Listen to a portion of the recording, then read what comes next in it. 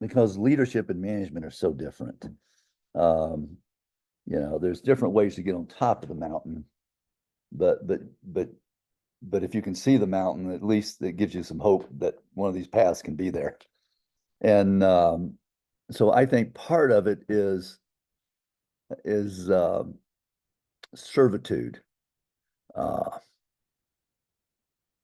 I think as an executive in healthcare, you have to be a servant um, of a proponent of the patient and a servant to the people who serve those patients.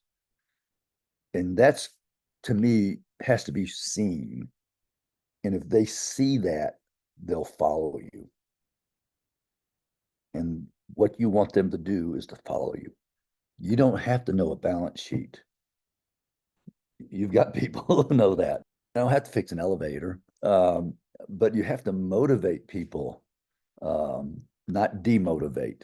And it's too easy in healthcare administration and management to demotivate than it is to motivate.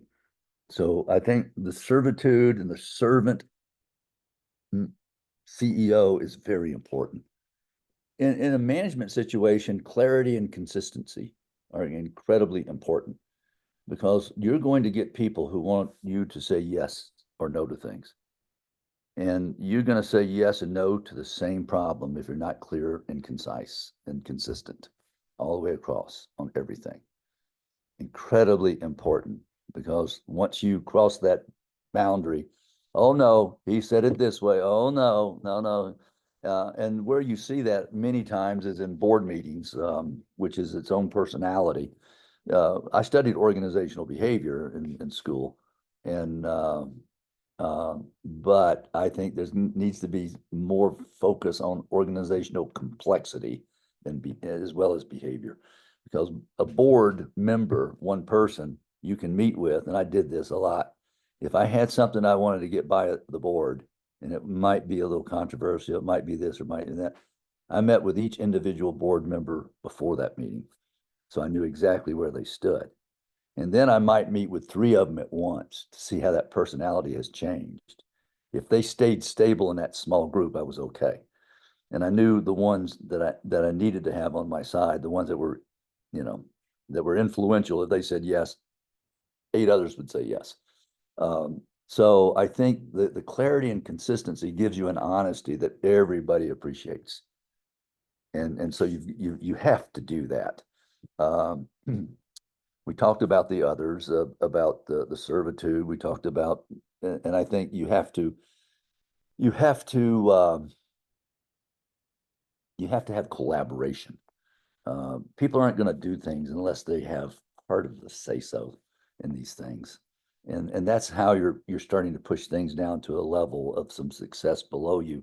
And so the clinic medical director has to have success. If they're having success, patients are going to have success getting in. And so huge portions of problems are solved by giving people the authority to do things at a level where it needs to be resolved instead of always solving it 8 layers up. The other thing I think for physician leadership is don't give up totally your clinical skills. If you want the physician who's on the front line to respect you. I learned that very easily because being on call for the poison center, I would do consults. And so I would be up most of the night. The next day I'd go in and there'd be somebody that is having a physician controversy issue. And I was doing a consult on their patient with them and going over the case with them and so forth. And so they could see me as helping them and therefore they'd help me.